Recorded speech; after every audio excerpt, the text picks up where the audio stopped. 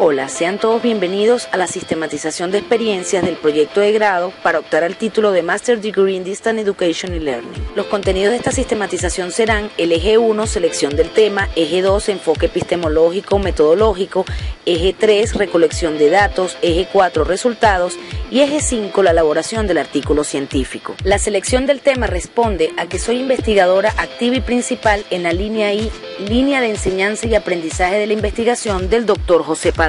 De allí que el presente estudio está inscrito dentro de una red temática y problemática en la que también trabajan otros investigadores, específicamente de la Fundación Línea I, compuesta por un grupo de docentes y tesistas de doctorado de diversas universidades tales y como la Universidad del Zulia, Universidad Experimental Simón Rodríguez, Universidad Nacional del Táchira, Universidad Latinoamericana y del Caribe, entre otras, unidos en el estudio sobre los procesos de investigación para la formación masificada de investigadores. Dentro de esta línea, yo me encuentro a cargo del subprograma sobre enseñanza en línea, conocido en inglés como e-teaching. De allí que la selección de mi tema responda a derivaciones de orden pragmático, es decir, que todo texto o documento se origina en un proceso investigativo que ocurre dentro de una realidad o contexto de acción discursiva. Es decir, estoy adscrita a una red pragmática, la cual está conformada no solo por la organización a la que pertenezco como investigadora o la línea o grupo de trabajo o el currículum a cuyos requerimientos yo pueda responder, sino también por un programa de investigación a nivel nacional e internacional. Por lo tanto, mi tema, una plataforma teórica para una ontología de la enseñanza en línea, responde esencialmente por referencia a las necesidades organizacionales, a las demandas de la sociedad en este momento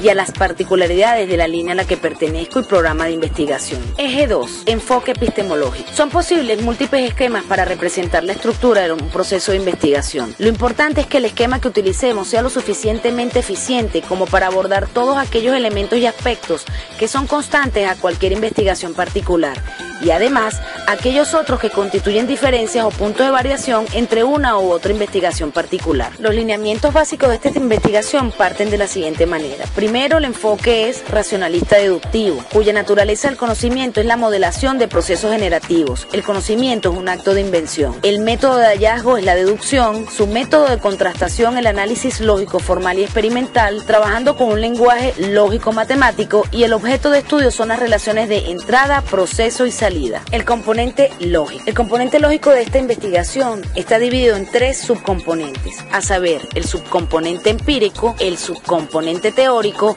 y el subcomponente metodológico. En cuanto al subcomponente empírico, los procesos investigativos son esencialmente una búsqueda de esquemas que nos ayudan a conocer mejor algún sector de la realidad, con el objeto de poder subsistir ante esa realidad cada vez más eficientemente, de lograr sobre ella un control cada vez más potente y obtener cada vez mayores ventajas de nuestras interacciones con dicha realidad. Así que el ideal de este proceso de investigación consistió en producir una mejor explicación teórica posible acerca de este sector de la realidad, en este caso, la ontología de la enseñanza en línea, tal que puedan derivarse eficientes prototipos de cambio, de control, transformación, manejo o de comportamiento en general. En cuanto al subcomponente teórico, esta investigación manejó contenidos teóricos no observacionales que se correlacionan con los contenidos empíricos observacionales del subcomponente anterior, en general, y refiriéndome a los procesos transindividuales de investigación.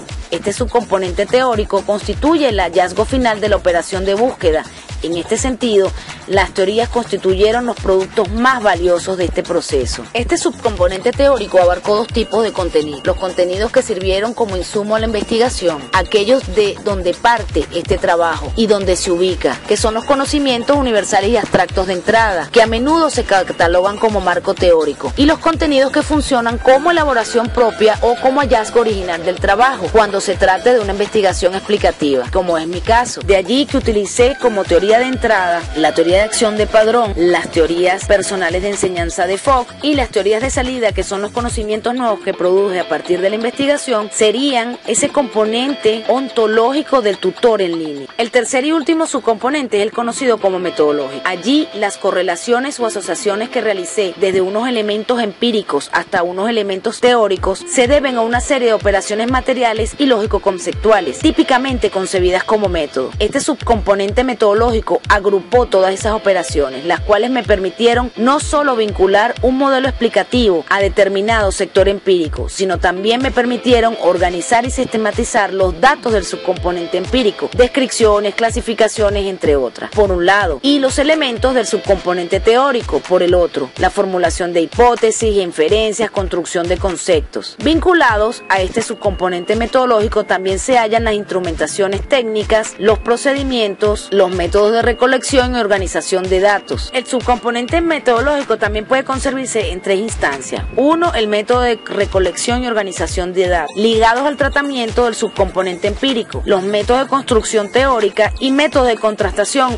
o validación de los hallazgos, que están ligados al tratamiento del subcomponente teórico. Por ejemplo, en mi caso, la deducción es el método exclusivo para la construcción teórica. La operación de recolección de datos consistió en el levantamiento de información documental relacionada con las teorías de la acción de Padrón, las teorías personales de enseñanza de Fox, para posteriormente establecer correlaciones funcionales entre las mismas y así formular las hipótesis teóricas del espacio observacional. Luego, el método de construcción teórica sale de las hipótesis planteadas que derivaron razonamientos posibles o falsables que permitieron generar constructos teóricos mediante razonamientos lógicos matemáticos que fueron validados en una fase posterior. El método de validación o contrastación teórica resultó de la realización de una validación lógico-matemática de los constructos teóricos, es decir, se sometieron a pruebas sintáctico-formales de consistencia, completitud e independencia, bajo el principio de que toda cadena de razonamientos derivados en secuencia puede ser validada en sí misma sin recurrir a los hechos, atendiendo solo a las reglas lógicas de derivación. En cuanto a los resultados de la investigación, se puede decir que los profesores o tutores virtuales afrontan la complejidad de la enseñanza, interpretándola y reconstruyéndola. Para ello, sintetizan un conjunto de experiencias cargadas de conocimientos relativos a episodios o escenarios de interacción docente-discente, en los que por una parte amplía o le da otro significado para formar ese conjunto de creencias o constructos. De allí que se deduce que en toda acción educativa se destaca el carácter de intencionalidad de la enseñanza, que presupone además de la presencia del tutor, de un contexto socio-espacio-temporal y una situación de acción donde se teje una red de relaciones entre los actores y su contexto. Y tales razones me permitieron, como autora de la investigación, partir de la hipótesis que concibe la enseñanza fundamentalmente como interacción y, en consecuencia, asumir también una óptica pragmática para su análisis. Para finalizar, se procedió a la redacción final del artículo científico, que consistió en preparar el documento definitivo que reporta todo el trabajo y sus resultados, integrando todos los reportes escritos parciales que se habían ido redactando progresivamente y añadiendo nueva información. Muchísimas gracias por la atención prestada.